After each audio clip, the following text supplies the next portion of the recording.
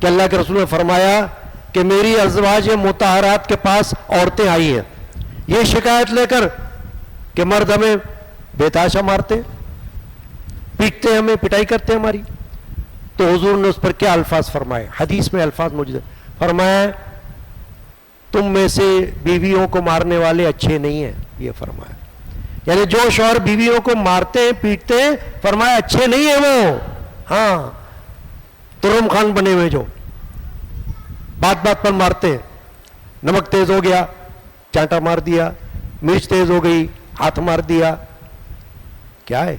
اول تو تمہاری غلام نہیں ہے, تمہاری بیوی ہے.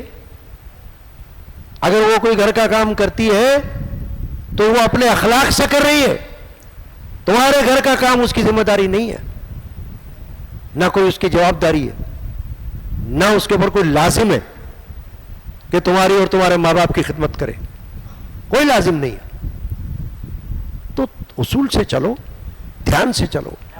تو ہوتا کیا ہے, میرے پاس معاملات آتے ہیں, میں نے چانٹا مار دیا, وہ چلے ارے چانٹا مارنا تم نے ایسے ہلکا سمجھا ہوا ہے. اول تو حدیث پاک میں ہے اللہ کے رسول فرماتے ہیں کہ چانٹا منہ پر مارنا مطلقاً منع ہے بیوی کو, مطلقاً, یعنی کہ مار ہی نہیں سکتا منہ پر, منع ہے. یا کوئی ایسی مار کہ ہڈی ٹوٹ جائے, پسلی ٹوٹ جائے یا زخم آ جائے, ہاں ایسی مار مارنا گناہ ہے, گناہ, ظلم ہے, ظلم کی تعریف میں آئے گا. وہ شوہر جو علم حاصل نہیں کرتے, جاہل, وہ یہ سب کرتے, سنتے رہتے ہیں, ہمارے پاس کیس آتے رہتے ہیں تو اس میں ہم کو پتہ چلتا ہے ایسا ہو رہا ہے. حضرت ابن عباس رضی اللہ تعالی عنہ, عبداللہ بن عباس حضور کے چچا زاد بھائی, وہ یہ فرماتے ہیں کہ اس آیت میں جو وَضْرِبُوهُنَّ کا لفظ ہے نا آخر میں, کہ پہلے تو سمجھاؤ نافرمان بیوی کو, پھر اس سے الگ سو جاؤ, بستر الگ کر لو, اس کے بعد وَضْرِبُوهُنَّ ہے کہ مارو, تو فرمایا اگر مارنا ہو تو مسواک سے مارو.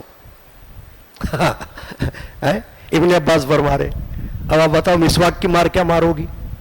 مطلب یہ ہے کہ اگر اللہ نے تمہیں اجازت دے ہی دی ہے, یہ اجازت ہے, حکم نہیں ہے اللہ کا, مارنا حکم نہیں ہے, حدیث میں اس کی وضاحت ہے. اور اسلامی تعلیمات میں علماء نے, فقہاء نے اس کی وضاحت کی ہے, مفتیان اعظام نے اس کی وضاحت کی کہ مارنا حکم نہیں ہے اللہ کا, اجازت ہے, اجازت, کہ بھائی اجازت ہے کہ اگر بالکل آخری مرحلہ آ گیا ہے تو مارو, مگر اس مار کے اندر یہ احتیاط رکھو کہ اصلاح کی مارو, عداوت سے نہ ہو, دشمنی سے نہ ہو. کیوں کہ آگے کیا فرمایا اللہ نے, یہ نہیں دیکھ رہا شوہر, فرمایا فَإِنْ أَطَعْنَكُمْ فَلَا تَبْغُوا عَلَيْهِنَّ سَبِيلًا, فرمایا پھر اگر وہ تمہارے حکم میں آ جائیں, تمہاری فرمانبردار بن جائیں, یعنی مان جائیں, سدھر جائیں, تو ان پر زیادتی کی کوئی راستہ زیادتی کا مت لینا. اللہ فرماتا ہے کہ پھر خاموخواہ مت تم ان کے خلاف لینا, پھر تم بھی سدھر جاؤ. عورت سدھر جائے, بیوی سدھر جائے تو شوہر بھی سدھر جائے. یہ نہیں کہ پھر لگا رہے مارنے پیٹنے میں اور اس کو ڈانٹنے ڈپٹنے میں اور اس کے خلاف جو ہے وہ زہر اگلنے میں. نہیں, فرمایا اگر وہ تمہاری متی بن جائیں, اطاعت کرنے لگ جائیں, تو تم بھی کوئی زیادتی کا راستہ تلاش مت کرو. ان اللہ کان علیٰ کبیرا.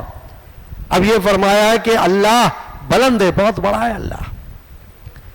علماء نے اس کی تشریح میں ایک بات بیان فرمائی, بڑی اچھی فرمائی کہ دیکھو اللہ یہ فرماتا ہے کہ اللہ بڑا ہے, بڑا, تو بات یہ ہے کہ اللہ بھی تمہارے بہت سے گناہوں کو چھپا دیتا ہے, تمہارے بہت سے عیوب کو چھپا لیتا ہے, اللہ دنیا میں ظاہر نہیں ہونے دیتا.